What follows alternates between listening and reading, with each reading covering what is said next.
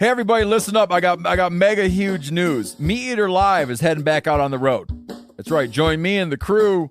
Clay Newcomb, Cal, Yanni, Spencer's going to be there. Phil the Engineer's going to be there.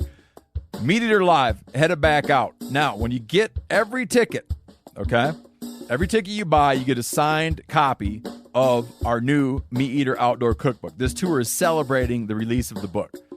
Buy a ticket, get a signed copy, Meat Eater Outdoor Cookbook, wild game recipes for the grill, smoker, camp stove, and campfire, which I'll point out is a $38 value. Here's where we're going to go.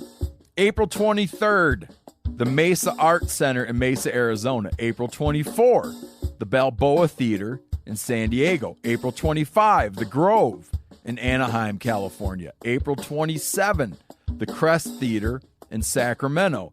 April 29, the Union in Salt Lake City. April 30, the Egyptian in Boise. May 1, the Wilma Theater in Missoula. May 2, the Bing Crosby Theater in Spokane, Washington. May 4, Revolution Hall in Portland, Oregon. And May 5, the last day of the tour, Pantages Theater in Tacoma, Washington. For tickets and more information, visit the events page at themeateater.com. Hope to see you at the show. You're listening to the Sportsman's Nation Podcast Network, powered by Interstate Batteries. From your truck to your trail camera, Interstate Batteries has you covered. Visit your local Interstate Battery store today or online at interstatebatteries.com. Interstate Batteries, outrageously dependable. My name is Clay Newcomb, and I'm the host of the Bear Hunting Magazine podcast. I'll also be your host into the world of hunting the icon of North American wilderness, the bear. We'll talk about tactics, gear, conservation, but we'll also bring you into some of the wildest country on the planet, chasing bear.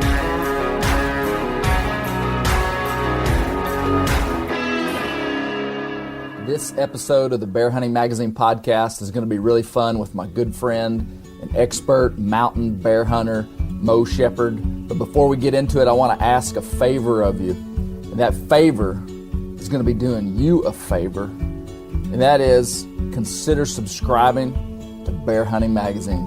Bear Hunting Magazine is the only print all bear hunting magazine in the world. We are the big fish in the small pond. But our job and our mission is to educate, inform, and recruit, and basically spread the good news of bear hunting in North America, because it is good news, because bears are thriving. Everywhere there are bears, they're thriving. Populations are expanding, and whatever's happening ecologically in North America has been beneficial for black bear, and there's never been a better time for new people to become bear hunters. And so that's our mission, to make bear hunting great again. So hey, check out Bear Hunting Magazine and go to our web store, www.bear-hunting.com, and check out our Shopify store. We've got all kinds of, I think we've got about 10 t-shirt designs, about 6 hat designs. We just came out with a new Make Bear Hunting Great Again sticker we've sold a lot of. Check us out and enjoy this podcast. This is designed to be the all-encompassing discussion about hunting black bear in the Eastern Deciduous Forest. Enjoy. Welcome to the Bear Hunting Magazine podcast. It is December the 6th. Is it Yes, December sir. the 6th, Mo? We're at the global headquarters, Bear Hunting Magazine. We got the plot hound here at our feet in front of the heater. It's kind of a dreary day out there. I've got a good friend of mine and a better hunter, Mo Shepard, with me in the office today. Mo, we were just talking. You were here a couple months ago. Yeah, just about it's about the time archery season opened here in Northwest Arkansas when I stopped by. Yeah. I've talked to you a lot since then, but that's the first time I've been here since then here in person. So yeah. Before I really introduce Mo, I want to tell you what we're going to talk about, and kind of why I invited Mo in. But on this podcast, we're going to talk about public land bear hunting, without the use of bait, without the use of hounds, just getting out in the mountains in the Eastern Deciduous Forest and finding bears. And it's really a difficult hunt. Western hunting. Guys are glassing. There's open terrain. There's vast amounts of public land. And like Western spot-and-stalk bear hunting is radically different than Eastern Deciduous Forest spot-and-stalk bear hunting, which the Eastern Deciduous Forest, basically, we are right on the edge of the Eastern Deciduous Forest. You go 200 miles west, and you're into almost the plains of Plains, Oklahoma. flatlands of Oklahoma or Kansas, southern Kansas, right. any of that. So, But then if you go to the east, and we're in northwest Arkansas, let me say that, the western edge of Arkansas. You go to the east, before European settlement, there was nothing but woods between here and the Atlantic Ocean. yeah. I mean, I don't know how many. Yeah, especially the 1,000 miles. especially the northern half of the state. Once you head across, when you get down southern part of the state, it kind of flattens out, but it stays pretty. But pre-settlement, Pre-settlement, it was remote. Arkansas was 100% forested. Yeah, I mean, before we flat got rolling here. hills forest, Yes. and then mountainous terrain forest, all. So Right. yeah, So if we're talking like in big geographic sections, we'll define the Eastern Deciduous Forest from basically right where we are, all the way to the Atlantic Ocean, all the way to the Gulf of Mexico, and all the way up to the Great Lakes, basically. Yeah. So, I mean, it's just a big section of land. And there are bears, that is native bear range all across that. Now, bears aren't in all those states, but there are a lot of guys bear hunting in Arkansas and Tennessee, the Virginias, North Carolina, South Carolina, Georgia. Georgia is a big spot-and-stalk bear state. And so what we're going to talk about, even though you and I are from Arkansas, so we're going to be talking about Arkansas bear hunting, but I think it'll apply to anybody that's hunting bears in big mountain country in the Eastern Deciduous on the eastern Forest. side, yes. Yeah. And it's such a unique hunt, and it's a super difficult hunt, and we're going to talk about that. And you got a ton of history. I've got some history. But before I do that, I want you to I'm going to introduce you, and then I want you to tell a little bit about yourself. But man, I met Mo probably 10 years ago. A little longer than that. Probably longer than that. Yeah. And Mo is a mountain man. I mean, Mo's family is, your dad homesteaded out at White Rock. Back your family. Yeah, my family. I'm my sorry, great grandfather homesteaded that in the 1820s. Right. Up in the mountains of the White Rock Mountains, as we call them, of the Ozarks. So. Yeah, and there's mountains out there named after your family, and a lot of history. The Lake Shepherd. I'm thinking of Lake Shepherd Springs. Yeah. So you have a lot of history in the mountains, and you have grown up hunting the mountains your whole life. I think you told me one time that the doctor said you walked kind of crooked. Walked crooked because I never was on any flat ground. So, but you're an accomplished deer hunter. I mean, these mountains are hard to hunt for deer and hard to kill deer. And Mad Mo's just every year he's killing nice deer. And you're an accomplished bear hunter. You were one of the first guys that I ever met in Arkansas that was on purpose killing bears on public land. Public land. Yeah. And that's what you'll hear me say in the way that I'll say it, is that there aren't many guys on purpose that are killing bears on public land in Arkansas. Yeah. There's several bears get killed in the mountains, and most of them are killed by accident that are just deer hunters just out there deer hunting. Deer hunters. And bears come by them in their stands or whatever, and they get to harvest the bear, which is nice, Yeah. But it's a tough job to go out there and just concentrate on bears anytime during the hunting season from late September till usually the season closes in recent years, end of November, So, yeah. But when I first started, they didn't open the season till December. Yeah. In the first few years, I hunted 4 or 5 years there. I never saw a bear. Yeah. Found lots of sign and stuff, and never saw a bear. It was just because 90% of them were probably already denned up because our weather has changed so much in the last 25, 30 years. This time, 25, 30 years ago, there was snow on the ground. It never got above freezing, which we've had some cold weather this year, but the climate has changed so much, it's made bear hunting probably a little easier now than it was back in the 80s when I first started in the 80s bear hunting. So Right. Well, I kind of gave an introduction of you, but how would you introduce yourself, Mo? Well, I grew up in the mountains on a farm, and when I was growing up as a kid in the 60s and 70s, we didn't have a lot of deer. There was deer, but you had to hunt hard to find a deer, and if you took a spike buck, you'd got a trophy, because they were just hard to find back then. And and then, like I said, I was born in 1960, so in the early 80s is when they first started opening a bear season, or I guess it's mid 80s. I think it was 1980. It might have been. I think it was exactly I know I was 1980. graduated. I was out of high school, Okay. and I went to Votech school and was living in Ozark at the time. That was 1980 when I was down there. That's when they started the bear season in Arkansas. and I started hunting there when I could a little bit, and it just interested me. I'd read stories about bear hunting and stuff, and never done it before. I knew there was bears around, but and that's what got me interested in bear hunting. Of course, I love to deer hunt. I have hunted my whole life in the mountains. That's about the only place I hunt. I turkey hunt a lot in the mountains. I've been turkey hunting since I was a teenager. And you're an accomplished turkey hunter. And then I've been bear hunting, like I said, since the early 80s. And to make yourself a good bear hunter, you gotta pay attention when you're turkey hunting.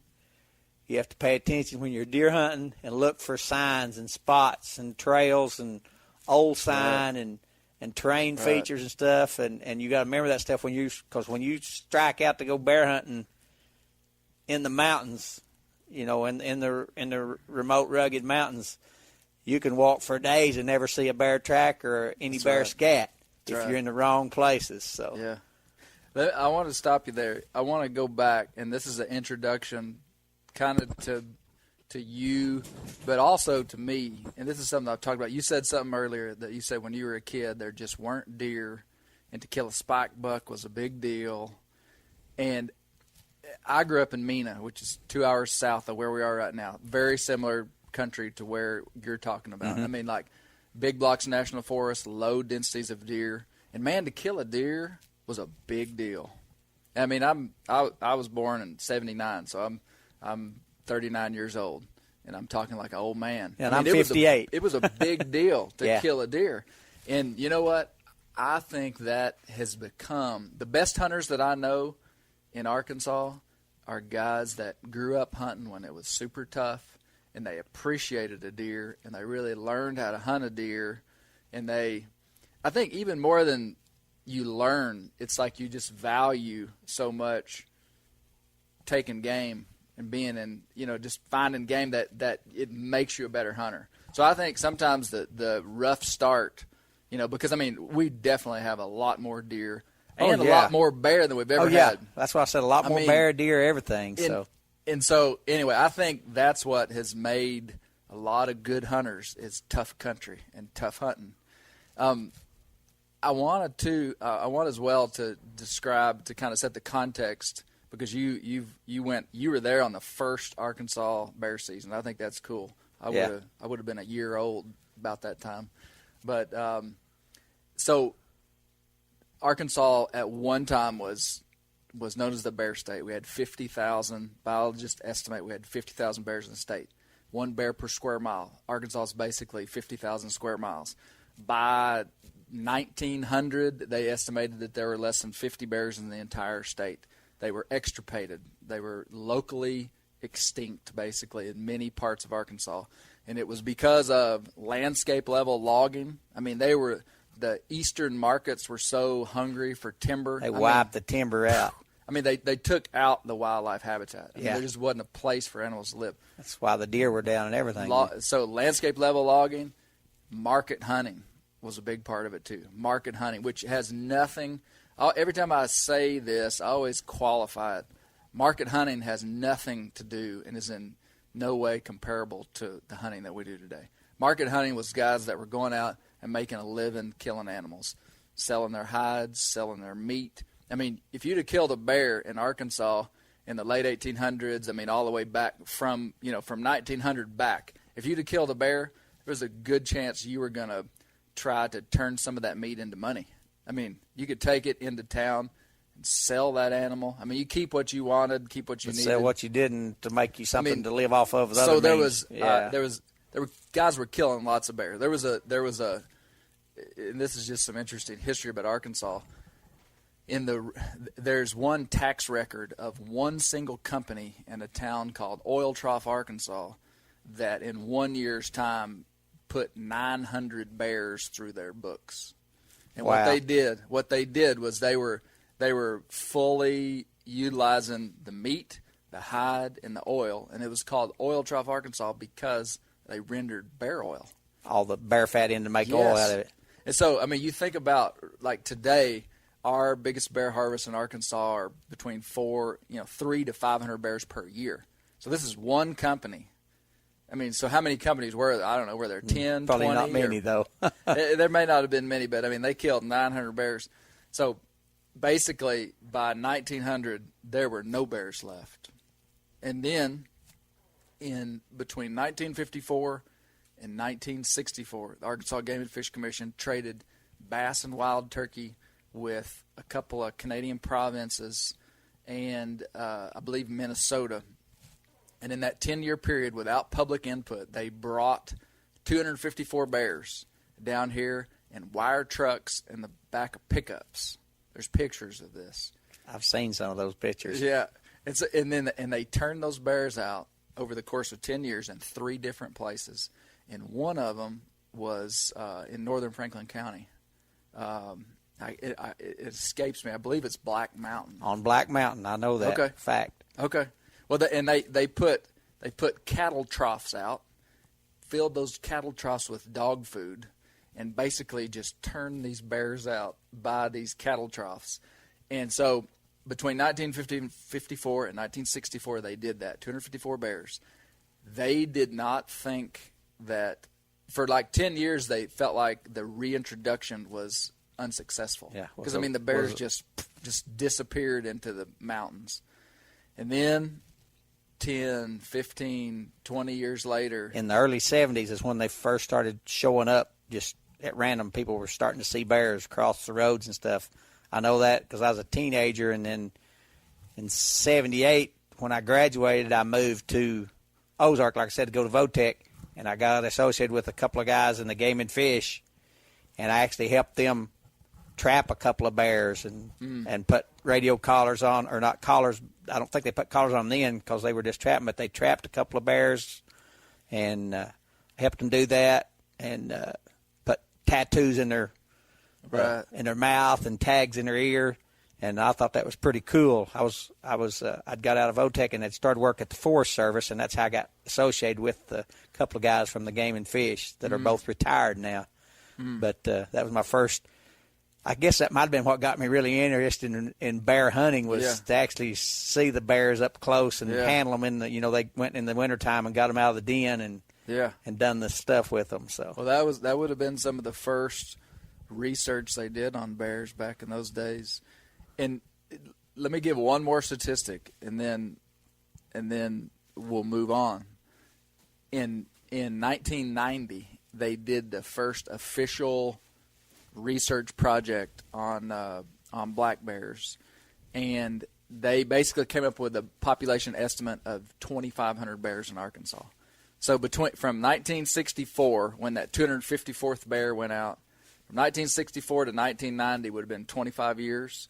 The population increased by tenfold, 250 to 2,500, and from that time, the population is probably double that and more in 2018.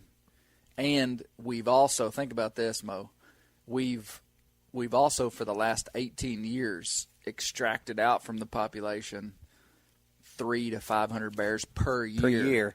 But we still have over 5,000 bears in Arkansas. And I think 5,000 is a safe estimate myself. Yeah.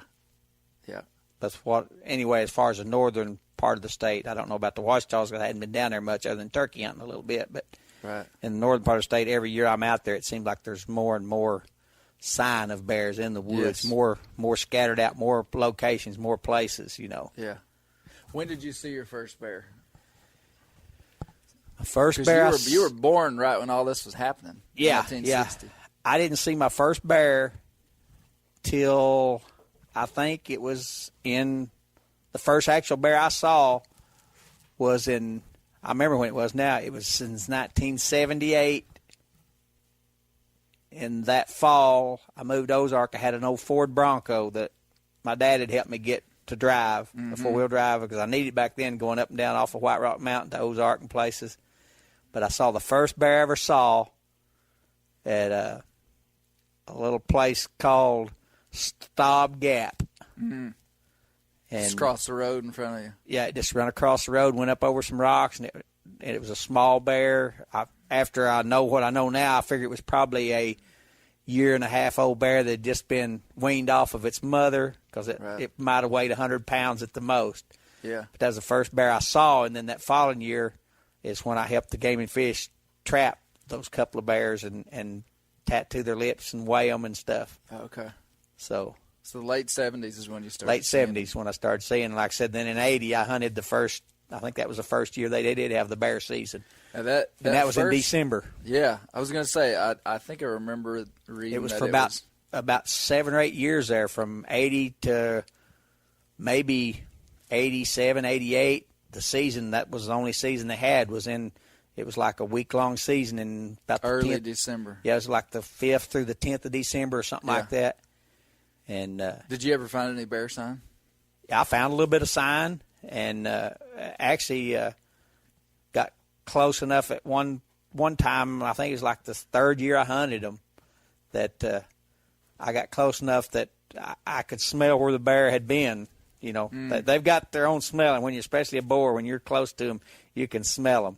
Yeah. And the problem was he probably had already smelt me. Yeah. And so I never saw the bear, but there was fresh scat on the ground, really fresh. And so I think I'd spooked it out of this area. That was exciting. That was very exciting, yes. And I was tense, and I was hunting a lot, close to a lot of places where I thought might be den sites, because what I'd studied them and found out, I figured that late, ones that hadn't denned up were going to be close to where they were going to den, and they were probably eating pretty close to their den sites. So I hunted around a lot of rock outcroppings or rough terrain where I thought they might be denning up. So. Do you remember anybody killing a bear during those early Yes, seasons? I do. People you knew? One guy, I didn't know him, but he had come up and hunted with one of my cousins, and I'd actually been in this area, and my cousin had called me and asked about this spot. I said, yeah, I was in there a couple of days ago, and I'd only got to hunt like the first 2 days or 3 days, and I said, but didn't see anything, but I found some fresh sign. I said, I found where they were, I said, there was an old pond there, and I found some tracks around this pond, and I said they'd been breaking down these big old pokeberry plants, poke-sided berries. I don't know what other people call them. That's what I call them. Yeah. Have purple berries on them. And I said, I guess I'd been eating those berries. Well, 2 days later, my cousin took that guy up there one evening before dark, and they sat by that pond. I think it was the last day of the season in that December. And he killed a bear up there that was about probably 150, 200-pound bear. And I remember I went down in there. They'd got it and come out. They didn't have the stuff to get it out of there with. They had to come back and get an old 4-wheeler or 3-wheeler or something other. Yeah. And I went back in there with them, and where he'd gutted, field dressed the bear, the intestines had that purple color to them where that bear had been eating those pokeberries. So you were learning something. I was learning something right there. So yeah. But that was the first bear I saw killed during that bear season, and that was in about 83 or 84, I think. I mean, there were very few. I mean, from what I remember from the statistics, and I don't. Oh yeah, real few. I mean, like 5 or was 3. 3 or 5 was a big kill in the year. Yeah. So I mean, they were really just inching into, wanting to hunt and harvest some of these bears. Yeah. And so growing up in Mena, I saw my first bear in the back of a pickup truck in 1990. There's a picture of me, actually, with my dad. Well, a guy we knew there in Mena, kind of a legend around there that killed a lot of game, killed a bear, and everybody was like, somehow my dad found out about it, and he took us down there. And I remember walking up to the back of the truck, seeing this bear, and, man, it was like, it was it was so far removed for me to even think about hunting a bear. I mean, they were like ghosts. I'd never seen one cross the road. I didn't see one cross the road till I was in high school, and I saw one at night cross the road one time. I mean, you just don't see them. That's what people don't really understand, is that, you know, a high density of deer is probably 40, 50 deer per square mile. A high density of bear is like 1.3 bears per square mile. So you think about that rugged land out at White Rock and think about a square mile of ground. And, you know, you kind of look off one of those big vistas and you think, well, I can probably see 5 square miles maybe, or maybe more than that. I mean, at White Rock, you can certainly see more than that. But, you know, top of some ridge, you look off down the valley and you're like, how many square miles am I looking at? I don't know, 3. 2 or 3. And then you think, there's only 2 bears, maybe at best, in this whole area. There's 2 bears down in here. And, I mean, it's kind of daunting. And to me, and that's where we can start talking about some strategy, and we can interweave some stories, because I want to hear some of your success stories. I want to tell some of mine. But the one thing that I know when you're hunting these bears is that you have to be prepared to not see game. You know, I mean, whitetail deer hunters, and especially the whitetail deer hunters that are being bred right now, and I mean, guys want to see game. I mean, guys are hunting over food plots, we can hunt over bait in Arkansas. I got no problem in the world with that, none. But it does make you validated by seeing game, and you can hunt the mountains for a week straight hard and not see a bear. And you got to be okay with that. And I want to start off the how-to section of this podcast by saying you have to be in a different state of mind to hunt a bear in the mountains, because it's not like you're gonna, like, sometimes in deer hunting a success story might be like, well, I went hunting one day and I saw some deer, and so I kind of learned what they were doing, and I moved in on them, and I saw them the next day and almost got them, and saw them then, and then finally it comes together. A bear story is usually going to be like, I hiked 4 miles today, didn't find any bear sign. Went to another place, hiked 3 miles, didn't find any bear sign. You know, hiked 2 miles the next day, found some sign, but it all looked like it was a month old. Right. You know? And this is where I was going to go with it. The 4th day, you walk into a hollow, you find hot sign, and you kill a bear. I mean, like, and it's not that easy, but that's the way my success in the mountains has been. It's like, you don't know if you're going into a long desert of not being able to see bears, or you might find hot sign and kill it that day. Yes. But that's the unusual thing to do, obviously. But point being is that you can't be validated by seeing game. Like, if you are, hey, dog, don't chew on that. I got my plot pup over here. This is a emergency here. She's chewing on my camera case. No, doggy. You can't be validated. Like, it's easy to get discouraged hunting these mountains. And I've kind of followed some guys that have hunted the mountains, that have seen some, you know, heard some stories and been like, man, I got to get up to Arkansas and hunt, and come up here for a week. And in 3 days, they're deer hunting. You know, they're ready to go home. Yeah. And I don't blame them, but you have to shift that mentality. And that's what I did when I first started. I set out I believe it was, 2012 or 2011, I made a goal to kill a bear in the national forest, you know, without bait, without hounds, just to kill one in the national forest. And I was amazed at how far I could walk in these mountains and not see game and not see fresh sign. Wasn't that the first time me and you hunted together? Was that not in 2012? It probably was. It was probably during that time. I was thinking it was. That was the year that me and you hunted together. You know, I told you of a spot. I knew where there was some bears. You put me on a bear. Yeah, and you actually saw a bear that day. Mm-hmm. A bear in the yearling, why wasn't we it? hunted together, because I probably told you. Well, I had been hunting down at Mina. Yeah. And you said, hey, I found some. Well, you'd found a pond that had sign on it. You said, come. And a lot of acorns there. There was mast there on that same ridge, or out of that hollow up on a little ridge there. Yeah. And we went in there at daylight, basically. Yeah, walked in at daylight. Sat there all day long, and that bear came in at 3 o'clock. It was a sow and a yearling, wasn't it? Yep. It was a big old sow. I mean, when I saw her coming, I was like, here we go. This is going to happen. I was in a climbing tree stand. Yeah, overlooking this pond. Yeah, Yep. and I was up above you watching the food supply, Yeah. the mass crop. Yeah. The pond had, a lot of bear tracks around it. But, boy, I now know that you can sit over water for a long time and never not see nothing. But, boy, that day it worked, and they came in at 3 o'clock, and that cut, it was a 80, I don't know how big the cub was. It was a good-sized cub, but still I wasn't going to shoot her. She came in, and she went right to that pond, smelled where I had walked, and they didn't run off. It's not like a deer that stomps and snorts and bounds off. She came into that pond, and I had walked the edge of that pond before I got there. We had looking for sign. Boy, she smelled it and just turned, and they just disappeared. I could have killed her though, but that was cool. But tell me some about just maybe your first bear in the mountains, just some of your success and kind of what you did. Yeah, the first one I killed, it was I think the second year that they combined some of our November deer season and bear season. Had got away from the December bear hunt that they'd had since it started in 1980, right.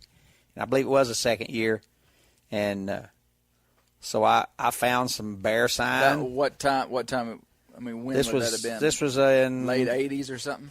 Yeah, it was in. I believe it was in 1990. Okay. I believe it was when I killed my first bear. You know what? That's probably why the guy. I remember the year that I saw that first bear at mine was in 1990. It may have been because they changed the regulations. They changed the regulations because he killed it in October. Yeah, because I was wearing a short sleeve shirt in that picture. Yeah, they made it where you could kill a bear during the October muzzleloader hunt. Okay. Or you could kill a bear the first week, I think it was, of the November rifle deer hunt. Okay.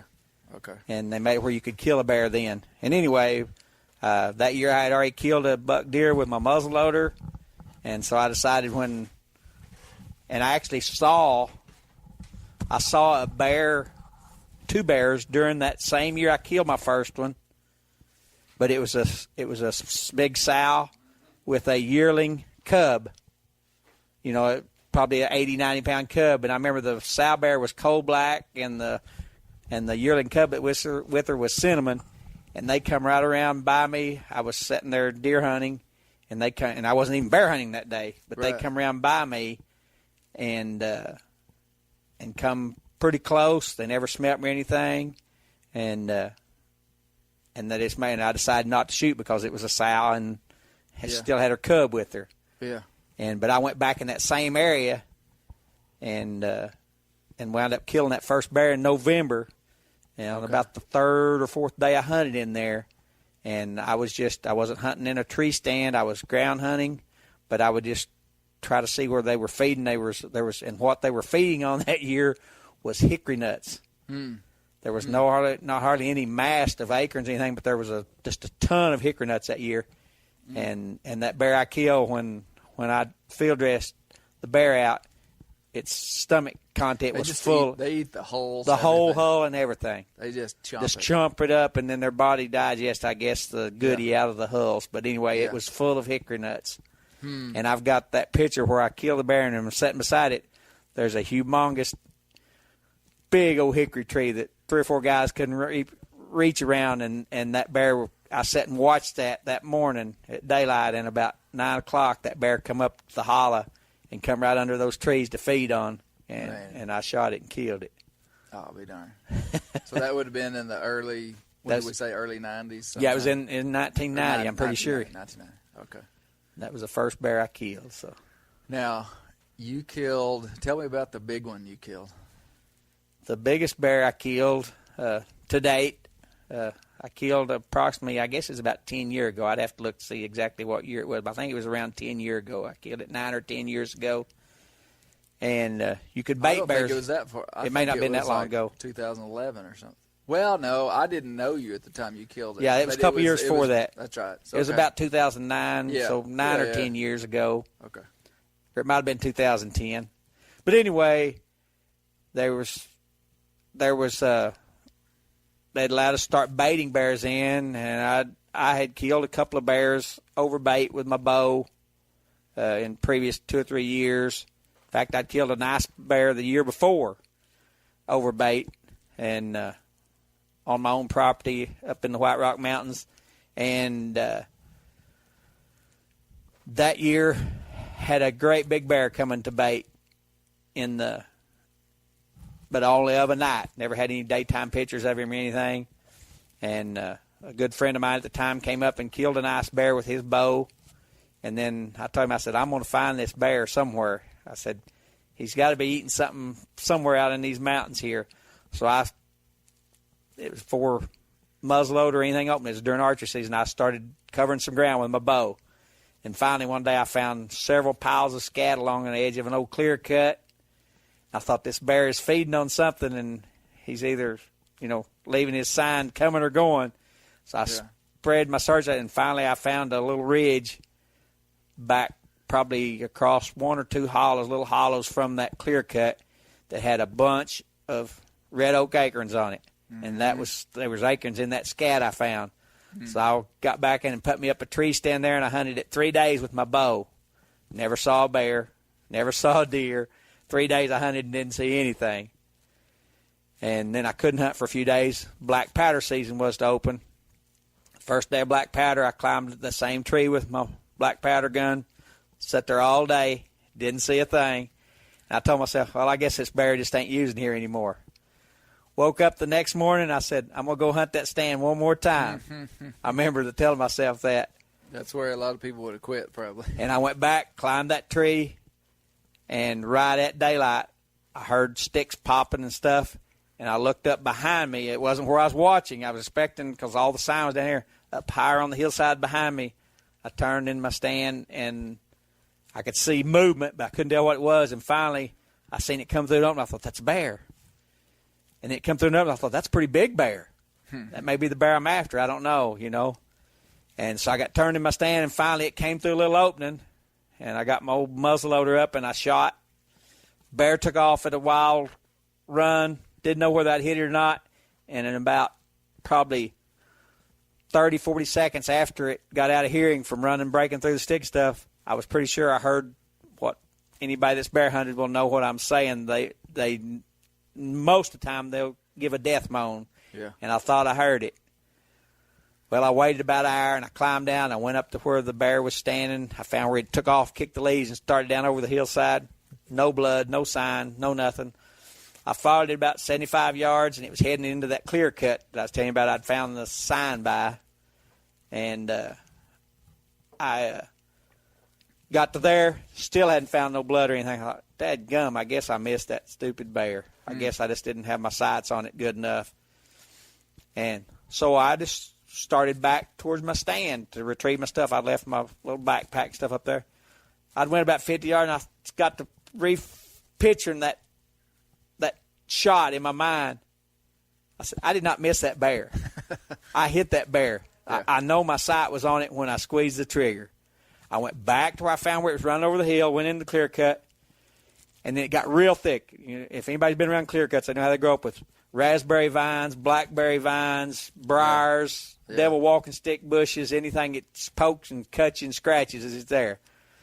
Well, that thing went right into that stuff. So I thought, well, I'm going to follow it a little bit farther. And I went probably 25 or 30 yards into that thick mess. And finally, I just still hadn't found anything. And my problem was I was looking on the ground. The bear was big enough that, and bears have so much fur, I'd hit him, the bear, but my muzzleloader bullet hadn't came out the other side. There was an exit wound, so the only wound was the entry wound. Right. And I'd push some old briars and stuff out of the way, maybe some of those devil walkers just to get through there. I looked at my hand, I had blood. I thought, dadgum, I've cut my hand on these things here. And then I looked, and I wasn't bleeding. And then it hit me. That's blood from the bear. And I was so close to him that I didn't know at the time. I looked, and I could see something dark laying out in front of me 20 or 30 yards. I thought, well, that ain't that bear. That's a big old log. It's too big to be a bear anyway. And it was so thick there I couldn't get through to where it's at. So I circled around that thicket and come to the back side of it, and I was probably 20, 30 yards from what I thought was a log, and I never found no more blood on bushes or anything. I thought, well, I'm going to go up and to see what that is laying there. And I got up, when I got a little closer to it in the thicket, I realized it was a bear, and I realized it was a big bear. And like I said, it's my biggest bear to date. He squared out at 7 feet, and we tried weighing him on the only scales I had that we took down in there and hoisted up on the come-alongs and hoisted up, but the scales only went to 440, and he bottomed the scales out. So I know the bear was somewhere, and his head and front feet wasn't him off the ground when he bottomed the scale out. So I know he was over 500-pound bear. So. Yeah, for sure. And I've finally measured his skull a couple of years after I'd got him. I didn't know much about scoring bears or anything, but he measured 19 and 7/8, whatever that'd be on the bear score. Yeah. So yeah, dandy. A dandy bear. Man, it's a big deal to kill a big adult male like that in the mountains. Yeah. With no, just to go out and find one.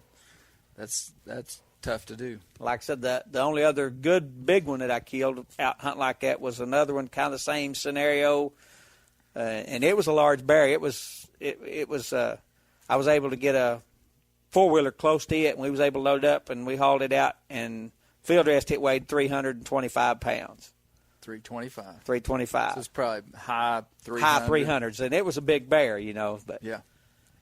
Well, let me tell my story about the big bear that's right behind you. Yes. I've got the only full body mount bear that I have is a big color phase bear that I killed down in the Washita's.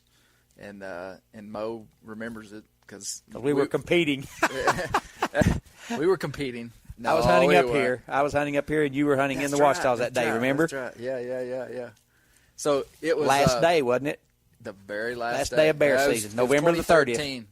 2013 is actually the first year that I had this business, had Bear Hunting Magazine.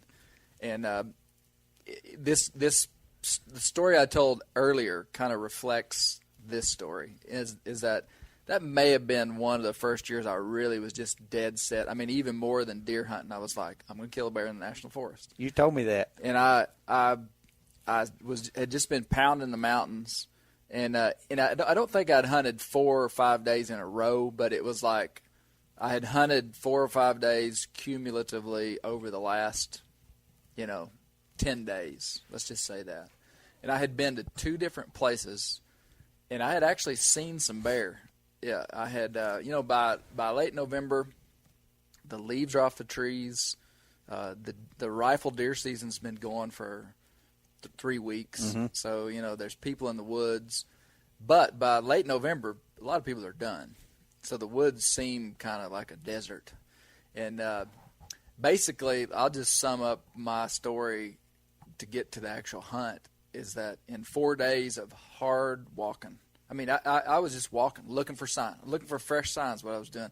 I think I sat in a saddle one day that had a little bit of water in it and actually saw a young bear. And then the next day,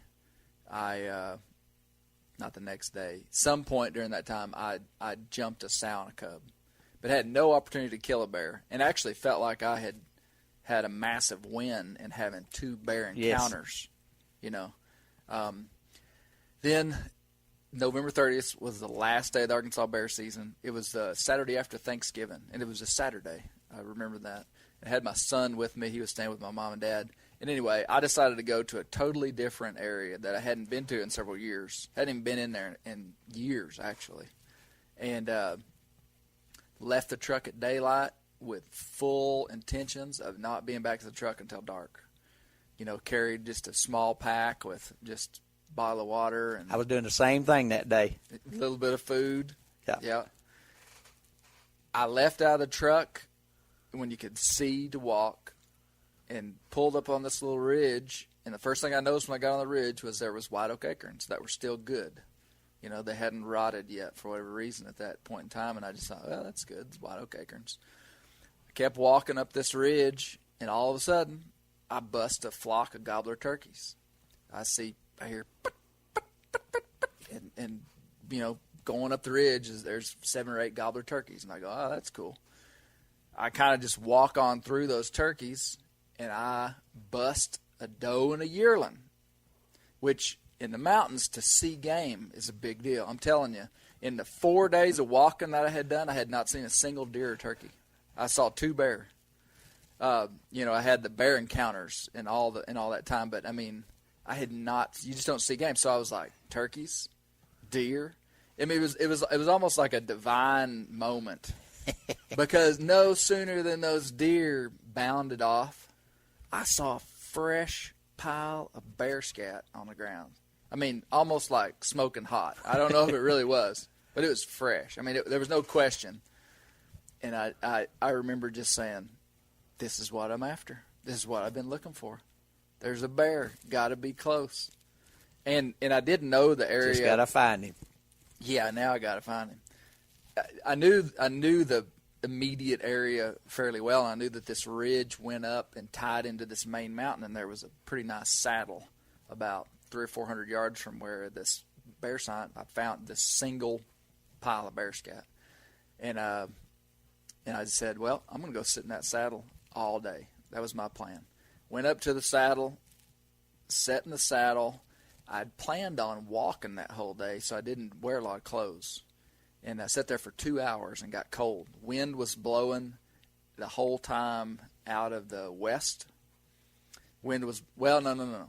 I was in the saddle. The wind was swirling. The whole time I'm in this saddle, I'm thinking, this bear's probably already smelled me and knows I'm here, and this hunt's dead, and I'm just going to sit here all day. But I was like, well, that's what you got to do. At about 10 o'clock in the morning, 2 things happened. I got cold, and the wind started blowing steady out of the west. It just started hitting me, and I noticed it was steady. And I thought, man, I'm going to get up and just kind of walk off down this ridge. The only reason I chose that direction was because the wind would have been in my face. And I had actually never been off the side of this ridge. So I dive off the side of the ridge, and let me tell you, too, what I'm carrying. I'm carrying a muzzleloader. At that time, I actually didn't even have a good deer rifle. I mean, I was primarily focusing on bow hunting, and I did not own a good deer rifle. I had a good muzzleloader. So it was rifle season, but I'm carrying a muzzleloader. I walk off the side of this ridge, and I'm just kind of stalking into the wind, just looking, and I come across a big rock outcropping, and I go, man, that's pretty. I walk up on this rock outcropping and decide to go stand up on top of it and take some pictures. Had my camera with me. I'm writing articles and stuff for the magazine, so it's like, I'm going to take some pictures of this. And I'm up there taking pictures on top of this rock. And you can see good off down through this. I mean, you can see probably 75 yards. And I see a flash of black, and it looked like bear ears. And I saw a bear laying on a rock, lift its head up, turn, and lay its head down. I mean, it's amazing, the human eye, what you can see. Because you would never think that you could have seen that, but it was like a flashing neon sign. You know what it's like, And I see this bear pick its head up, see 2 big old Mickey Mouse ears, and I see it lay its head down. And I remember the feeling. I just said, holy cow, this is it. This is what I've been after. I don't care if it's big. I don't care if it's small. This is my opportunity. The wind was hitting me right in the face, and it was a unique place to stalk a bear because there were these boulders. You've seen pictures of, yeah, that picture in my office right behind my bear. Yep.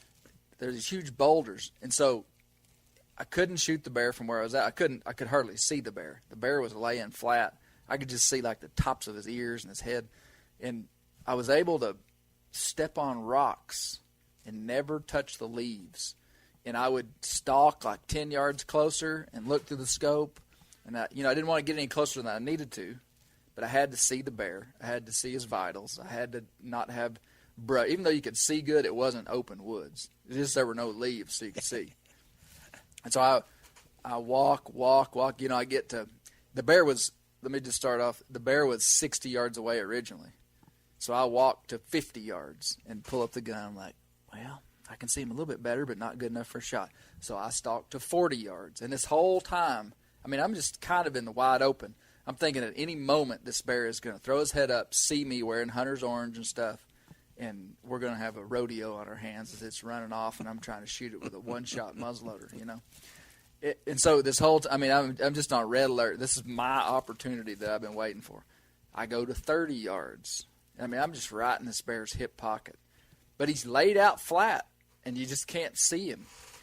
And I still can't get a good shot. And so I walk up to 20 yards of this bear, and I'm like, well, there's no sense in getting closer. And I sit down and get the gun propped up on my knee, and I mean, I'm just waiting. And I don't know if I should whistle at the bear to get it to stand up. I don't know if I should just wait for it to wake up. Try to decide what to do. While I was sitting there, the bear rolled over. I remember seeing its legs go straight up in the air, just like this, Mo. Roll. And at this point, I feel like this is a 200-pound black bear. When I say black bear, I'm not talking about species. I'm talking about the color of his fur. I felt like it was a 200-pound black-colored bear, just average bear. I'm 20 yards from it. I should really be able to tell what it is. I just know it's big enough that I'm going to shoot it.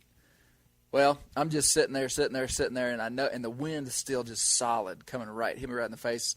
I'm trying to decide what I should do, and the bear has his head laid over the top of a rock, and I can see the whole top of his head.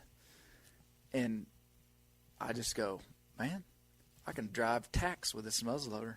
I'm just going to shoot him right in the top of the head. And I can see his whole body. He's just sunbathing on top of this big flat rock.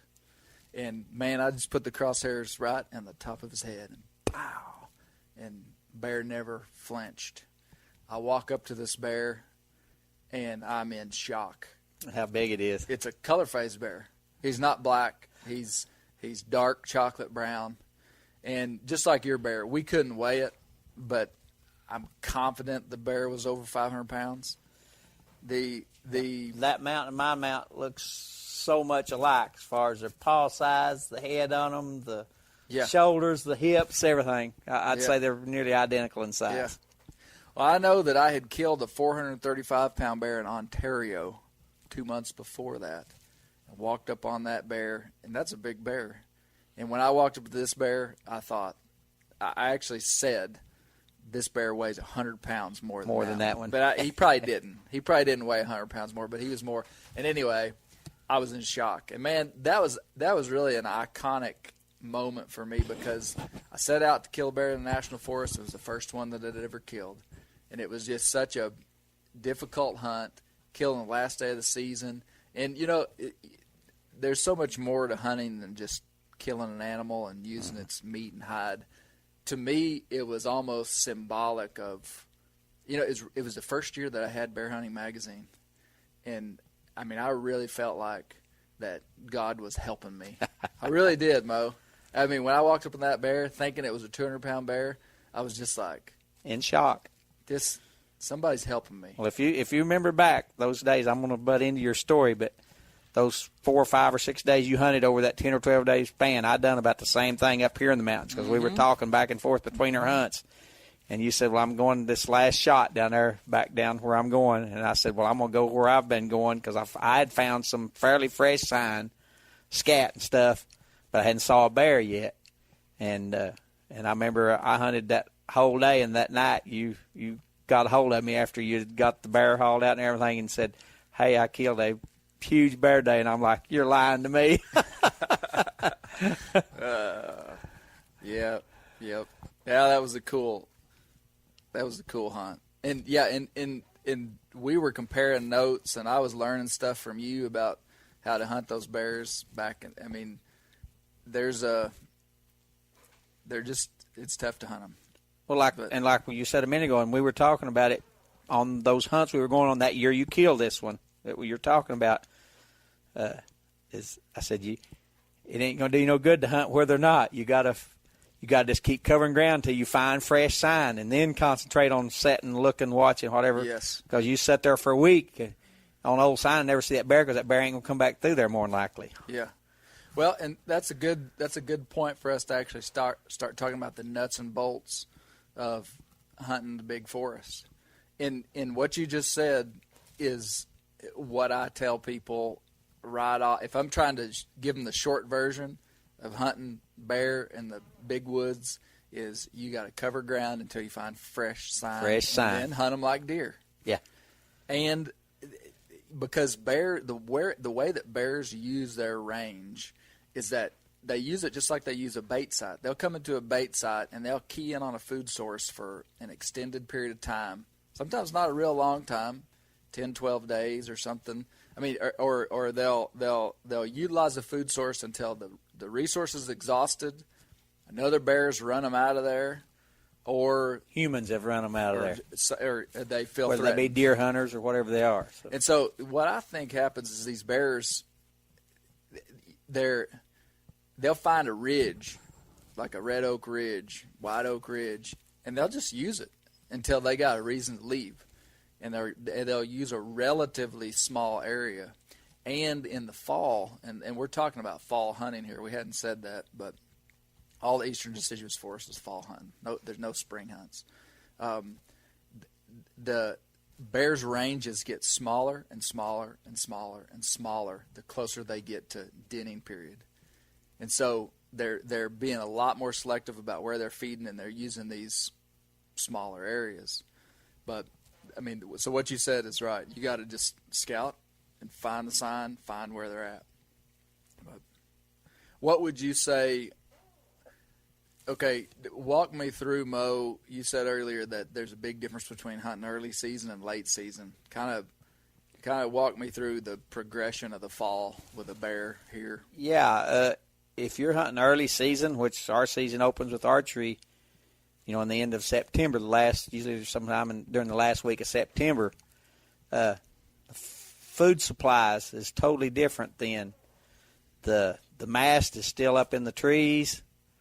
Hickory nuts are still up on the trees. There's more hickory nuts on the ground than there are acorns, because some of them have fall off. Squirrels knock them off, and bears will eat those some.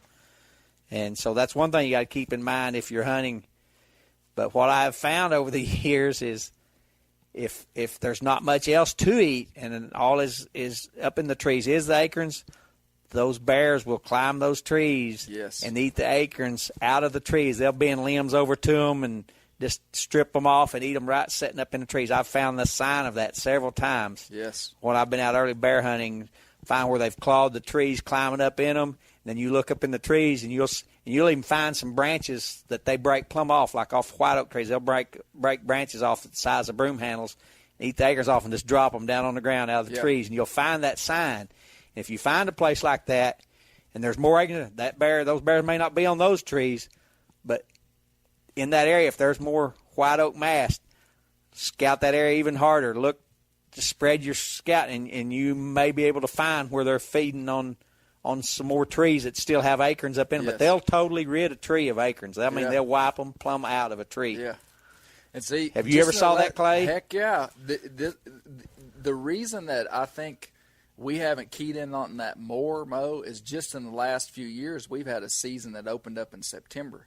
Usually we're hunting starting in October. Later when the mast is on the ground. On the ground. Man, listen to this. I talked to a biologist in Oklahoma the other day to do about an interview about a bear hunt over there. And their season starts in September, first Saturday in September. And the very first thing he said to me was, he said, you hunt these early season bears in Georgia like squirrels. He said, literally walk and listen for and look for sign from them being in the trees. In the trees. So, and I think, and when he said it, I was like, yeah, that's what we do. I mean, the bears that I killed with my longbow, with my recurve, man, they were climbing trees like crazy up on the top of that mountain. I mean, breaking stuff out. But he said it so quick, it made me think, well, they're hunting. In September, all the acorns are in the trees for the most part, early September. But anyway, that's a hot tip for early season hunting. And another early season is what you were saying, that the later it gets in the season, even if it's dry, the less the water holes are as good. When it's hot weather, they got to have water to drink, just like any animal. Yep. But they love to cool off in the water too. Bears do. Yeah, they do. But the later it gets, the less they use. So if you can find a water supply they're using, whether it be an old pond, a seep, a spring out of the side of the mountain, whatever it is, in that early, if you're hunting somewhere where the season opens early and it's still hot weather, if you find a good water supply, then it pays to hunt it. But I think it's most apt to score for you the middle of the day to the late afternoon. I think you kind of waste your time hunting it in the early mornings. Right. But I think and that's a great midday, afternoon to late evening is a good time to hit the water holes. But that's a great tip. Number 2 is water holes when it's dry. And every year's different. I love water holes. I killed a bear over a water hole a couple of years ago, and it was dry, and the bears were using it, and it's easy to tell. Water holes are, awesome because you can tell if a bear's there and you can tell if he's not. Go to a water hole and there's no tracks, there's not a bear there. You go to a water hole and there are tracks, he's there. But this year, Mo, I didn't even check my water holes because of how much rain we had, especially down there where I'm hunting. Yeah. I mean, water was not a limiting factor. Yeah, well, see, opening day of our archery season this year here in Arkansas, the week before I'd went to a water hole, an old pond down in remote terrain, and it was just tore up with sign of bears using it. It had a couple of trails coming into it, tracks around the pond. My plan was to hunt it opening day. Well, the day before opening day, it starts raining here, and It rains 2 days straight. Just floods everything.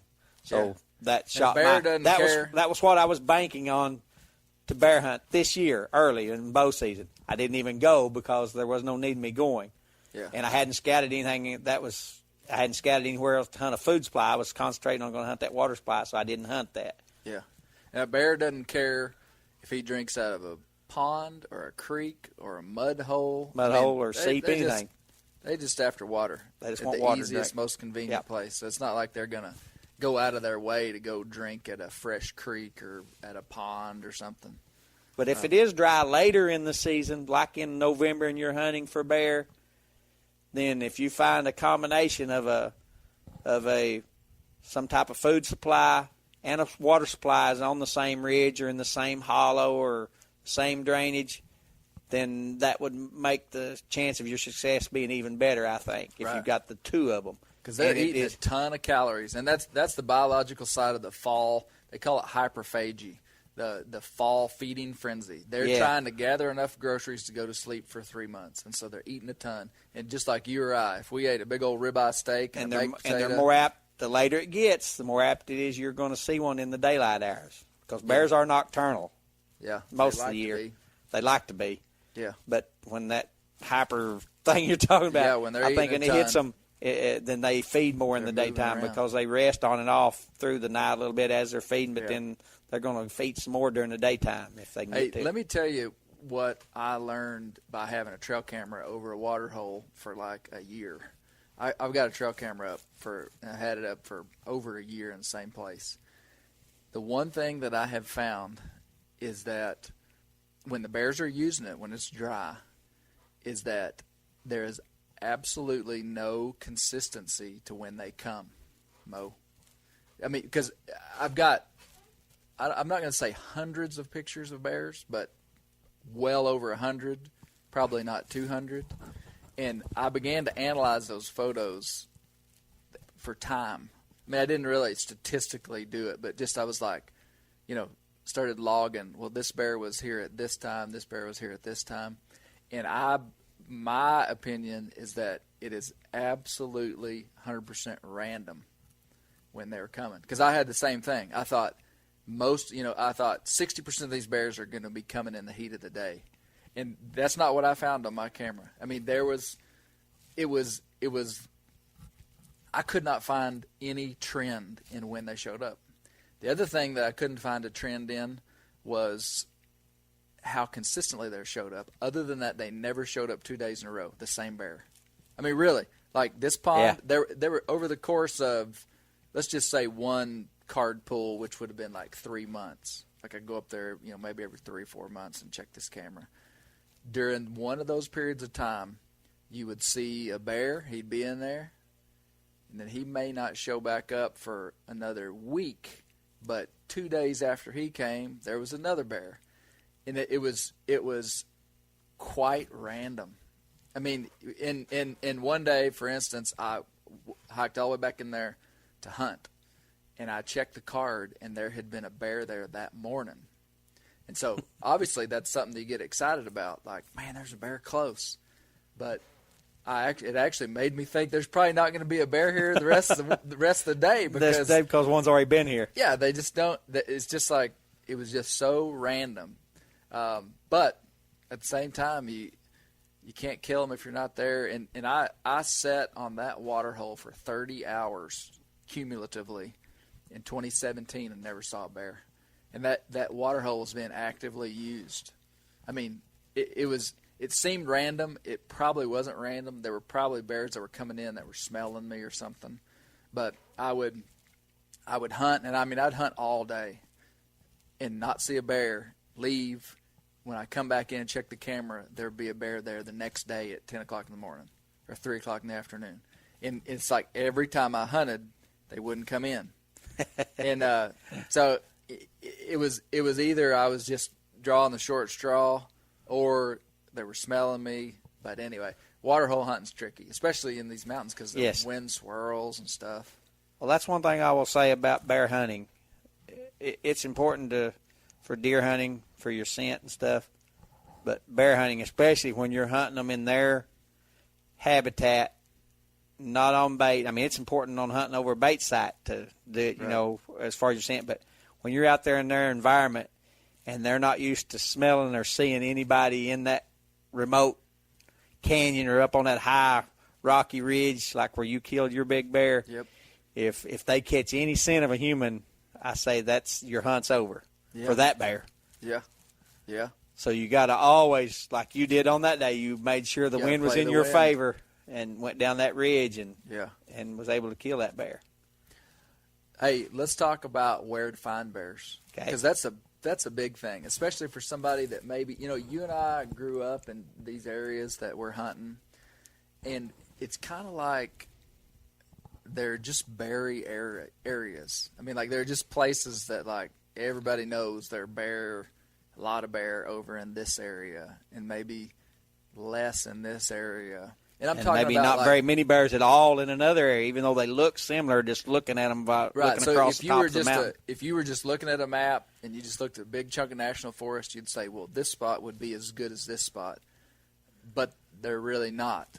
So it helps to have like the local knowledge. Like if you went down to, I don't want to use any names, but I mean, if you went down to one of these towns around here and said, "Where the bear at?" Somebody might throw out the name of a drainage or a hollow or a little ridge or community or just or a little community. They'd say, "Well, boy, such and such has got bears all over." Yeah. And I mean, that's where I'd start. It's like just where there's a good concentration of bears. So even like here in the Ozarks, there's a lot of bears here, but there's just certain places that there's more. It seems like, but and then just having a little bit more knowledge of the area helps. But in general, describe where you would start looking for a bear. In the hardwood mountains, or hardwood forest of these mountains here in northwest Arkansas, I think two things when I'm looking for bear. I look for actually three things. I look for remoteness, farther away from dwellings, homesteads, farms. Yep. Because farms usually have dogs, and that's something bears hate is dogs. Yeah. I think of roughness, rugged terrain, and that kind of comes inside with being away from dwellings and people.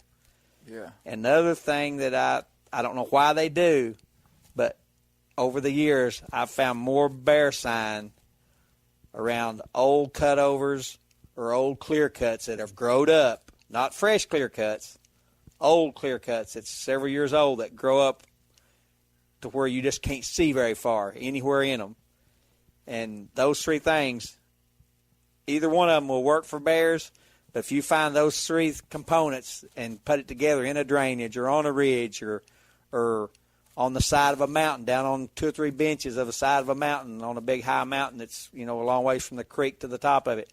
If you find those three elements, then that's a good place to start your looking like me and Clay were talking about, to cover some ground and try to find some fresh sign to hunt. Yeah.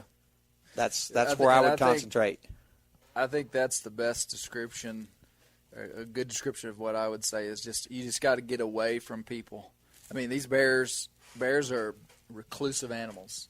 They don't want to be seen.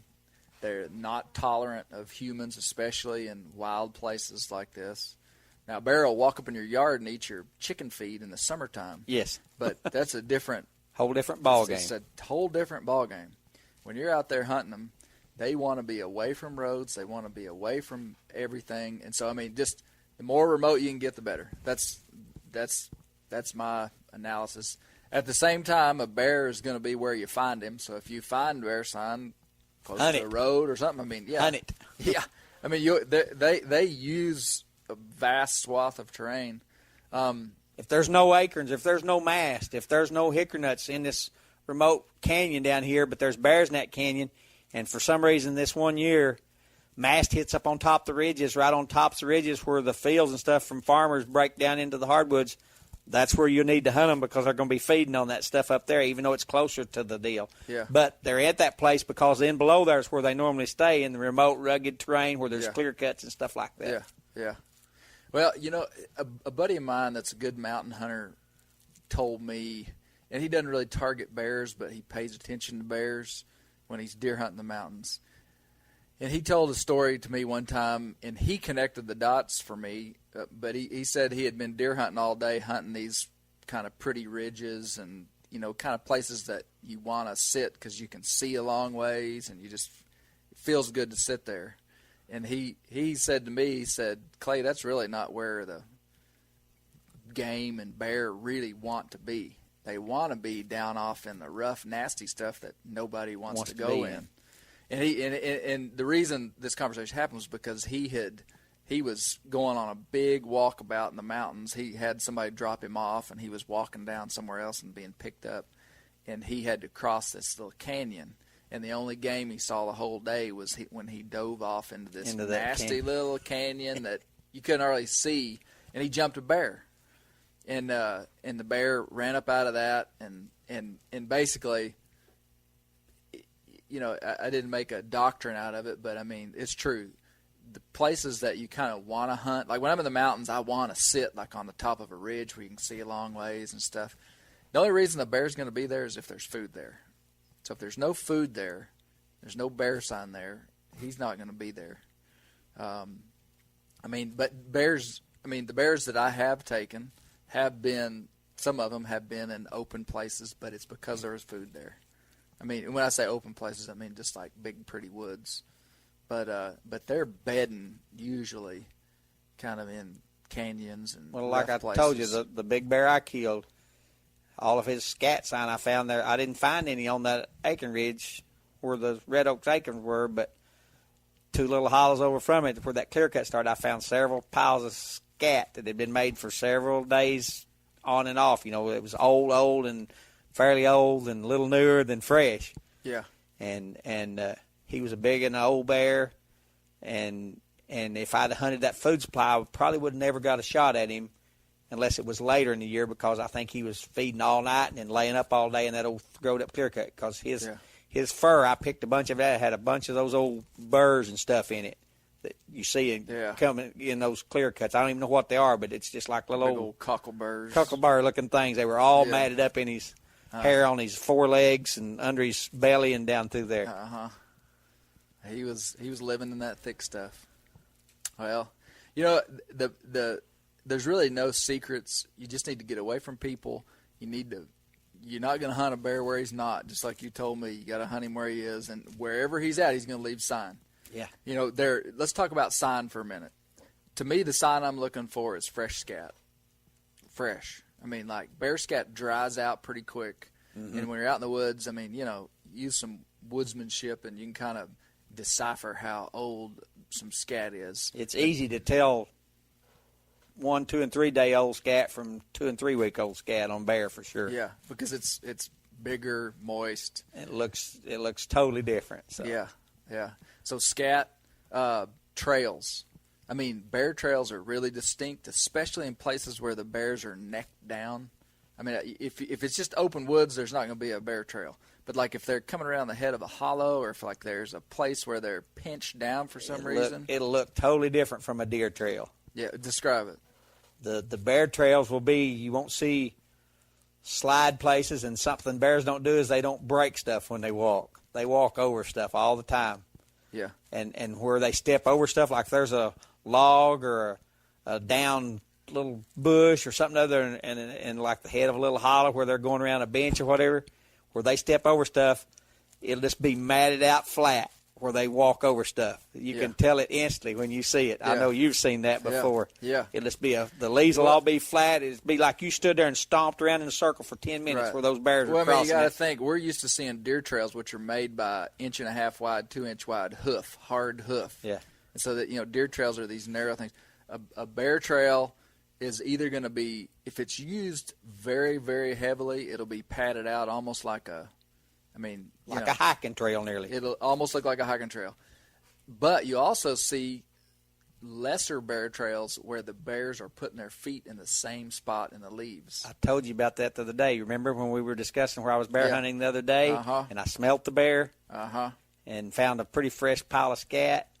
Remember I told you, I said, this has been a big bear. He's traveled this coming up here eating it. I'd found some white oak acorns. Right. Well, no, they weren't white oak. They were spotted oak and black oak acorns. Right. We were on the mind of white oaks. But anyway, to shorten the story up, I remember talking to you that night, and I said I found where a bear has walked up and down this hill over these rocks, come up on this flat bench eating. And I said, he's walked it several times, but I said, I can't stomp. And I said, I stomped my feet in these leaves and can't make as deep impressions as what's in the leaves right now from where that bear's been walking. Yeah. Same path up there and back. So there's certain places where they'll put their feet in the same place. And so you'll see, like up where I hunt, Mo, you'll see just randomly there'll be like a 10-foot section that there'll be 7 or 8 indentions. Yes, that I found the other day was probably 40 or 50 foot across this bench to where it got onto some rocks, and it looked like they walked across these rocks from there, because I never found no more sign of their tracks or anything, but that's where I smelt the bear that day. He'd been there that morning earlier during the night. Yeah. So talking about sign too, so tracks, obviously tracks, which in these woods you're not going to see many tracks unless it's crossing a road or something. Or a wet seep around a pond or a wet sandy hollow that one crosses, like we was talking about in the head of a hollow somewhere. You just don't see a lot of tracks, but you'll see rolled logs and rolled rocks. That's a they big turn sign. them over looking for bugs and beetles. So if the best way to describe it would be all these rocks that have been sitting there for 1,000 years and not moved, they're going to have lichen, and they're going to have this consistent appearance when you look across the mountain. When you see a rock that looks like it's glowing neon, or it's brown and all the ones around it have white lichen on them, right. Go down there and look, because more than likely a bear has turned that over. Yep, and you can see a rock that's been rolled for probably a year after it's rolled. I mean, like a rock that's like half in the ground. Yeah. It just takes them a long time to start forming moss or lichen on them again. And there's nothing in the woods that rolls rocks like that. Coyotes don't do it. Deer don't do it. I mean, you see a rock as big as a bowling ball or as big as a beach ball that's been flipped over, a bear did it. Yep. You know? Rolled rocks. Something else, sign. I don't know why they do it, but I've usually found it after, because for several years I didn't realize it till the last few years. Especially, it seems like, I don't know if it's just because they're males, but I don't see it early in the season, but late season like now, when usually the only bears left out are males, you find a place where you see some trails or you see a few tracks padded in continuous places. I saw it the other day when I smelt that bear. There were several little bushes, like from a little over bigger pencil size to about the size of broom handle, maybe not hardly that big, just about the height of a bear's head when he's walking. They'll just be snapped off and broke over. I think they get them in their mouth and just bite them in two. I don't know why. Have you ever noticed that? I can't say that I've seen that.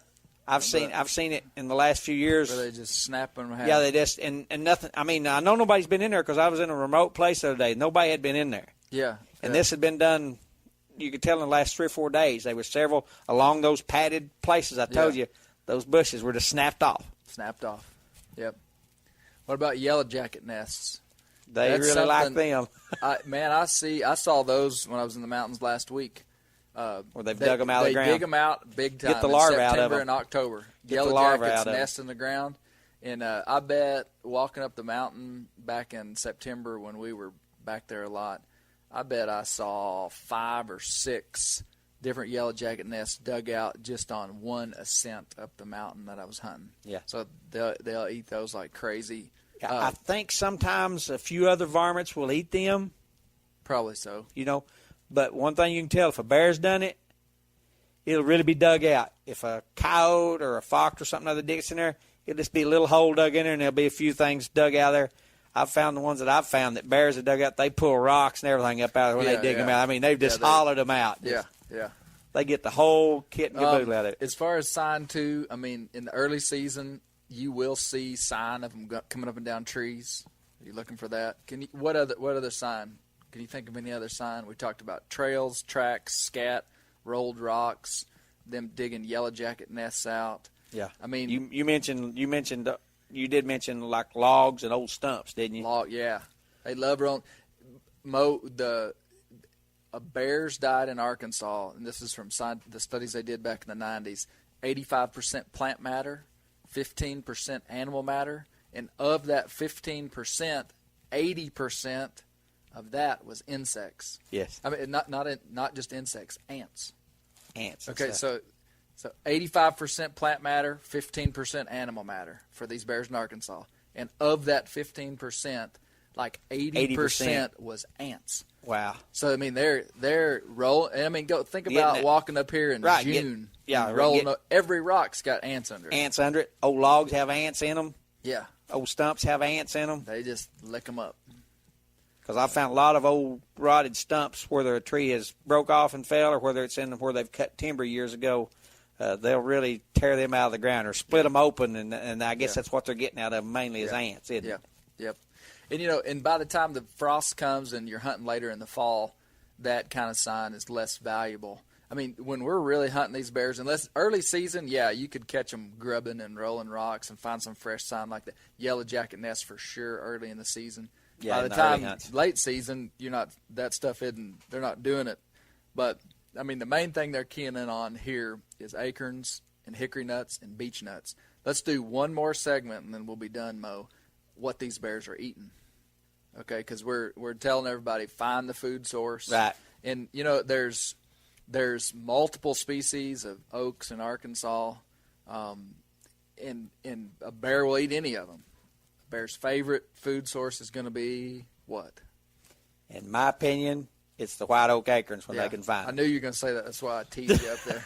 White oak acorns. It's Because everything's main favorite reason is food. because white oaks are a larger acorn in general than all the other acorn species other than red oaks are, but usually you don't nearly have as big a mass supply or production of the red oaks. When there's a bumper crop of white oaks, there's more of them than anything. Yes. And I've they have less tannic acid in them. Yes. The shell is less. The red oaks and stuff have more of that acid and stuff in them. They're way more bitter. So I guess they're just better for them, white oak acorns. But so that would be key. But one thing I have seen, and we discussed this earlier, the only time I've seen where bears climb trees late, and I'm gonna tell this so people will know, is the last acorn to come off the trees in this northwest Arkansas is post oak acorns. The small post oak acorns. Right. I have seen bears up in the trees eating post oak acorns during November rifle deer season. I'll be there. Because those acorns are still up in the trees. The only time they do it, though, is if the post oaks are about the only acorns that hit. There's nothing left. There's nothing left. They'll climb the trees and eat the little post oak acorns off the trees. And the first time I found that was about 15, 16, 17 years ago. I was walking around a bench on a little ridge that had post oak acorns, and I was in there looking for deer. The bear quota had already been met. Couldn't bear hunt or anything then. Right. And I come by a tree. I don't think I've ever told you this story. I came by a tree, and there's some limbs on the ground. Why are these limbs on the ground? They're post oak limbs. Did the wind blow bad here? I'm telling myself. Right. Well, I get on over to another. There's a big post oak tree, and nearly all the bark's gone off of it. Then it goes bam. I thought, is bears eating these post oak acorns? I don't go 300 yards around this edge of this ridge, going out towards the end of it to see if there's any buck sign out on the end of this little point out there. And I hear the awfulest commotion. I hear stuff falling. I've already come back. I turn around, and about a 200-pound bear is coming backwards down a tree I just walked under in a big post oak tree. I'll be darned. He comes shimmying down that tree and blows at me like that, and then takes off running around the bench the other way. They can come out of a tree like a gray squirrel. Yeah, I mean, he was just sailing down it backwards, just yeah. But I don't think I'd ever told you that story. I've never heard it. But that it makes me think of stuff, old stuff that's happened, and it was just a nice bear. That's a good tip. If it'd been bear season, if I'd been bear hunting, I could have killed that bear. Right. I mean, I'd had to shut him on the move, but I was close. I was 20 yards away when he come out of the tree. When you say post oaks late season, I am envisioning, and I wouldn't have thought of it unless you said it, but I have seen evidence of bears climbing trees in the late season on a post oak in 2013. And that's what they're doing it for, because if there's no other acorns, those acorns usually don't fall off till around Thanksgiving. Yeah. Post oaks, I've seen them many times, still on the trees, full in the trees around Thanksgiving. Huh. Wow. Well, white oaks is their favorite, and then whatever. And white oak acorns don't last very long. White oak acorns rot pretty quick, and they get eaten up pretty quick. And red oaks seem to fall, not necessarily later, but they'll seem to hold and not spoil on the ground. Not spoil as much, yes. And then the post oaks are holding on. Hickory nuts are falling early. Yeah, but let me tell you this, because I've seen several bears doing it. I've killed a couple of bears over them. When there's no mast crop for acorns, why it happens, I don't know. But usually on years where I'm saying no mast, no acorn mast, in the mountains where I've always hunted, it seemed like hickory nuts really hit for some reason. If there's no acorns. If there's no acorns, there'll be a lot of hickory nuts. Huh. And I've seen bears really gorge themselves on hickory nuts. I've found their scat just full of those hard pieces of hull that they've already passed through them and got all the goodie out of them, and it's passed out. What about black gum? Have you ever seen them eating black gum? I've never seen them, but I figure they do because, and of course, black gum would look pretty much just like any other berries, whether they be elderberries or pokeberry. And that's where I was going to go with fall food source, especially on years when there's no acorns. Is those black gum. When I was hunting last week, I saw a tree that still had black gum. Yeah. Black gum looks like a raisin. Yeah. It's a little purple berry, makes in the fall.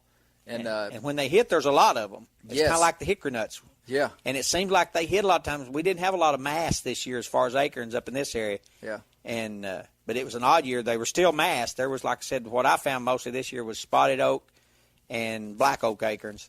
But when there's no mast on acorns for some reason, I don't know if it's the good Lord does it for the wildlife or what, but when there don't seem to be any acorn crop, there'll be black gumberries or there'll be a lot of hickory nuts. Yeah. What about beech nuts? Any of the places you hunt have beech nuts? Yes, there is. Is there some beech back in there? There's not any in the immediate area where I normally hunt, but a little farther east I go. It seems like further east. The farther east you get more beech nut, which I'll just give a little community, which it's not a little place called Oark, Arkansas. Yeah. You get into over that area, you get a lot more beech nut down, especially down low. Have you ever heard me give my spiel on beech nuts? I love beech nuts. Do what now? I said, have you ever heard me give my spiel on beech nuts? No. Scientific spiel. I learned this in college. Beech nuts in this region are called a post-climactic forest. Okay, if you find a beech forest. And if you'll notice, all our beech grow on the north side of ridges or down in these hollows. It's mainly down in hollows. Down in the hollows, closer to the creek in the lower part. Listen, this is why it is because when the glacier, 10,000 years ago, and prior to that, when the glaciers had moved down to kind of like, the glaciers never got to northwest Arkansas. Glaciers stopped like up around the Great Lakes and stuff, but the climate was a lot colder. And the climax forest of Arkansas would have been like coniferous trees, like spruce trees, and the hardwoods were beech trees. So beech is designed for cold weather. As the glaciers retreated and as everything got warmer, there were these hubs in certain places where this tree that was formerly the climactic tree, now the climax tree for this region is going to be oak, hickory, pine.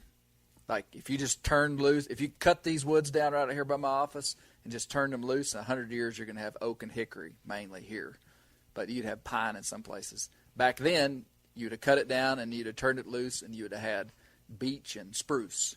Well, when the glaciers retreated and the place warmed up, there's pockets where those beech trees still exist. And they call it a post-climactic forest. So every time I go into a beech forest, I mean, it's like you're walking in like an ancient... Yeah, and you're right. It seems like the northeast side of the ridges is where most of the beech nuts are. They call it the Messick valleys, north-facing, moist, cool. North and east especially. North and east is the most moist side of any hill because it has no evening sun.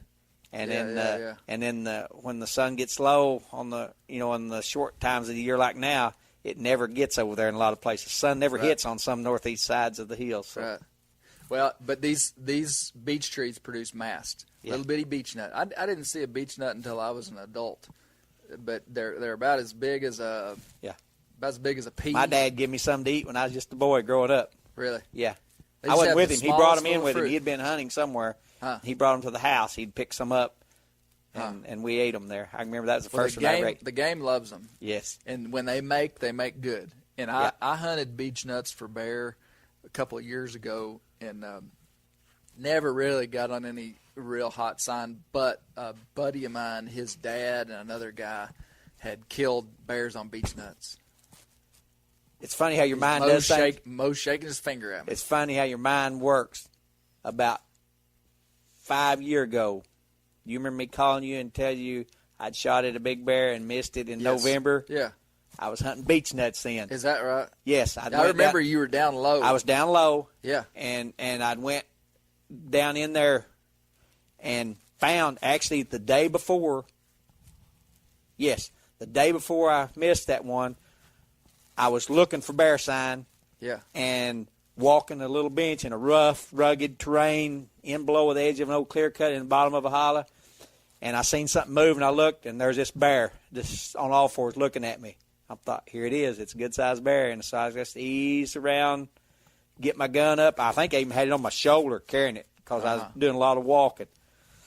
And I told myself, okay, that's a good-sized bear. It's probably a 300-pound bear. I'm going to kill it. But it was looking at me, so I was moving real slow.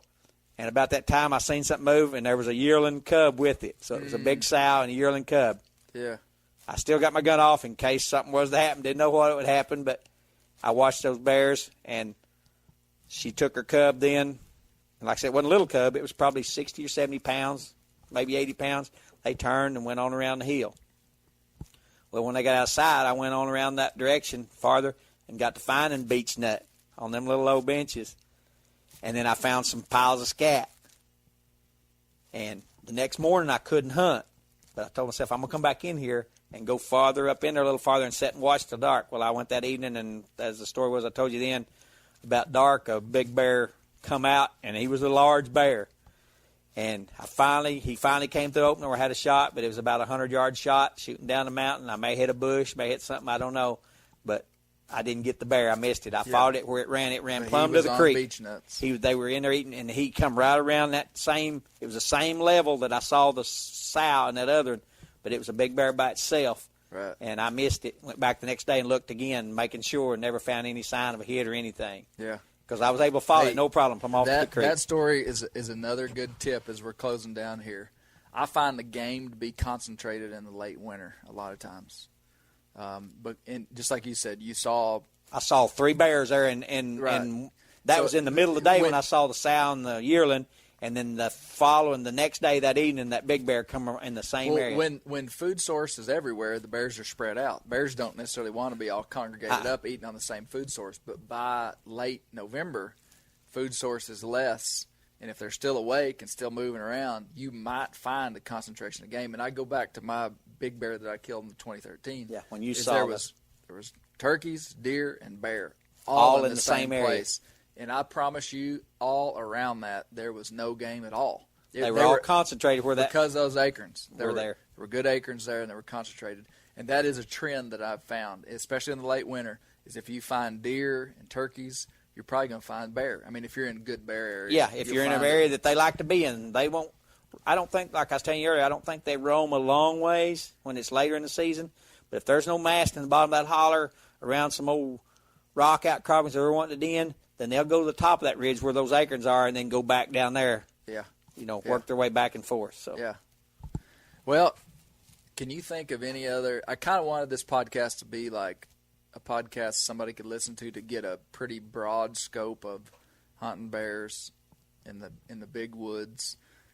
We've covered kind of when to hunt them. Really. Okay, let me just say this. I think the best time to kill them is early season.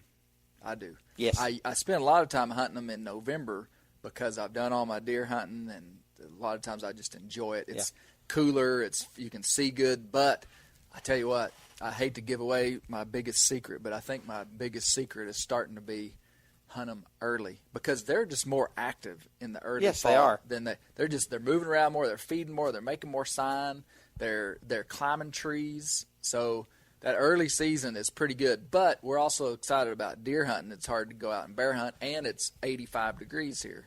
Yes. So there's pros and cons. And here in this area too, you're usually limited to a really short hunt because we have in areas there where they have the bear quotas. Right. Here in Arkansas, like this year, 3 days was all the season was open for archery. That's tough. So, in my opinion, to hunt on public land, if you can find a good food supply and water supply early season when it's hot, or find where they're climbing trees where the mast hasn't fell off yet, then you have a good chance of scoring. But in my opinion, the best time to score in our area up here, if you're hunting on public land, would probably be that October muzzleloader hunt. Yes. Because it's a little farther along. Usually this year the quota got met pretty quick on it, but usually it doesn't. It's quick on that. And by that time, bears they're concentrated up more into their fall ranges. They're gonna for sure be on hard masts. Yeah. And boy, if you find some sign, you can probably kill them, just like you did with your big bear. Yes. You found a ridge that had bear sign. Just get in there and hunt it with the right wind. Yeah. And just stay after it. Stay after it. And man, if there's one thing that I could say from a strategy or even mental standpoint, is you just got to be willing to sit and not see a bear. You can't be validated by seeing game. No. Just like you hunted 4 or 5 days, didn't see a bear, but finally came back in there and killed Like I said, I started not even go that last day I hunted. That's always when you kill one, gone. is when you don't want to and go. And I thought, well, I'm going to go back. I'm going to hunt it one more time. You know. And well, I tell you what, that's what makes a good hunter, Mo, is somebody that's willing to go back that one more time. Really. I mean, I think of all the hunts, I mean, just willing to go. Not just bear either. It's the same way as deer hunting in the big mountains. Like you said, whether you're hunting bear or deer earlier in this podcast, you said whether you're hunting bear or deer, you got to, when you're hunting this rugged terrain, especially bear, though, you got to expect not to see anything for several hunts or several trips. Or you might go the first time and get right in on sign and kill your bear or whatever. But you've got to be prepared to. Well, and I think what I've done is I've learned to hunt while I scout. I mean, and I think we all do that. But it's not like I wrote a little story the other day, and I said I don't scout before season much. I mean, because bear sign that's made 2 weeks before season start is of less value to me. I mean, bears may not be there by the time season starts. What I do is, because I think some people are like, man, it's first day of season, I hadn't even scouted, what's the point in going? Go anyway. Hunt, slip hunt, still hunt, move through the timber slow, scout, watch, look. Keep the wind in your favor if you can. And so you're scouting and you're hunting. Yes. And you're covering ground. And if you're going through ground you don't think it's going to be any good, move through it fast. When you start finding sign or slow down and walk, or maybe even just sit in a spot for 2 or 3 hours. That's what I do a lot of times in the mountains. Just move through, and maybe I'm just kind of still hunting, and then you find some fresh sign or something. That's when to watch. And I may sit there for 2 hours and then get up and move again. But well, hey, Mo, awesome, man. Thank you. Thanks for coming to to the global headquarters of bear hunting magazine. That's right. I enjoyed it. Well, we'll do this again. We'll for sure talk more about bear hunting but this will be a good start for some of the guys. I get more questions about hunting public land in Arkansas than anything. And I tell everybody the same thing. Don't come, it's not worth it. Yeah. Yeah, we don't want them out here crowding us out. All these But Texans. like this year I've hunted bears a lot and I've killed several bears. I know for a fact this year I went one day muzzleloader while it was open, and I think I hunted 5 days when it was open with rifle season this year, bear hunting. And I hunted hard those days, covered a lot of terrain, done a lot of stuff. Came close to a bear the one day I was talking about earlier where I smelt the bear and saw the fresh scat, but I didn't see a bear. Never saw a bear. But I enjoyed it. I had a great time. And you learned a lot. I learned a lot. And see, here's the thing, is that you'll invest that same amount of energy next year probably and probably kill one. I mean, you can't really do the math on like, well, I invested all this energy and didn't kill a bear. Well, you're probably going to have to do that quite a bit before you kill one. You know, I mean, just like... I'll tell you something my dad told me years ago when I first started hunting, not just bear, but deer hunting and everything. And it's always stuck with me. He said, when you hunt, he said, think of it this way. If you're going after a deer or whatever, you hunt one day, and if you hunt hard and you're in a good place and you don't see anything, you go back the next day, your odds get better. Every day you're out there, your odds get better. Yep. He said, as every day you spend, because if you spend the time, you're eventually going to get a chance, whether you get it or not, but you're going to see that animal you're after, whether it's a bear, deer, whatever. He said your odds will get better every day you're out there. And that's always stuck with me. Yep. That's good. Well, hey, thanks for listening to the Bear Hunting Magazine podcast. I want to ask you a favor, and that is subscribe to Bear Hunting Magazine. We've got Bear Hunting Magazine is the only print bear hunting magazine in the world. We've got over 60 bear outfitters that are in our magazine from all over the country, all over Canada. We got awesome columns, awesome content. We're just about to go to print with the January, February 2019 issue. It's going to be a good issue. Also, check out our YouTube channel. We've had over 7 million views on our YouTube channel in the last year. We're in our Bear Horizon series. So our Bear Horizon series is our kind of cinematic short film style videos. We're on episode 6, and I think we've got about 10 or 12 episodes. So check out the Bear Hunting Magazine YouTube channel and keep the wild places wild. Right, Mo? That's right. Keep them wild and enjoy them. All right. Thanks. Hey everybody, listen up. I got mega huge news. Meat Eater Live is heading back out on the road. That's right. Join me and the crew. Clay Newcomb, Cal, Yanni, Spencer's going to be there. Phil the engineer's going to be there.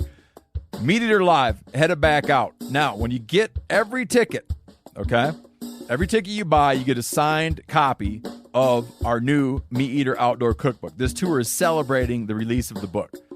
Buy a ticket, get a signed copy, Meat Eater Outdoor Cookbook, wild game recipes for the grill, smoker, camp stove, and campfire, which I'll point out is a $38 value. Here's where we're going to go. April 23rd, the Mesa Art Center in Mesa, Arizona. April 24th, the Balboa Theater in San Diego. April 25, the Grove in Anaheim, California. April 27, the Crest Theater in Sacramento. April 29, the Union in Salt Lake City. April 30, the Egyptian in Boise. May 1, the Wilma Theater in Missoula. May 2, the Bing Crosby Theater in Spokane, Washington. May 4, Revolution Hall in Portland, Oregon. And May 5, the last day of the tour, Pantages Theater in Tacoma, Washington. For tickets and more information, visit the events page at themeateater.com. Hope to see you at the show.